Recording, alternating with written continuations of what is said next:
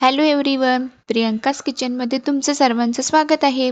आज आपण झटपट होणारे रव्याचे आप्पे बनवणार आहे. चला तर मग सर्वप्रथम 2 वाटी रवा घेऊन तो पाण्यामध्ये भिजवून घ्यावा व नंतर त्यामध्ये बारीक चिरलेले टोमॅटो, कांदा, हिरवी मिरची, कोथिंबीर टाकून ते मिक्स करून त्यामध्ये चवीनुसार मीठ टाकून ते परत मिक्स करावे आणि नंतर त्यामध्ये पाव चमचा खाण्याचा सोडा टाकून ते मिक्स करावे.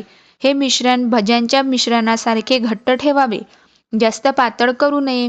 त्यानंतर गॅसवर आप्पेपोट ठेवून ते गरम झाल्यावर त्यामध्ये थोडं थोडं तेल टाकून त्यामध्ये थोडी मोहरी टाकावी आणि नंतर तयार केलेले मिश्रण टाकून झाकण ठेवून गॅसच्या मध्यम आचेवर होऊ द्यावे.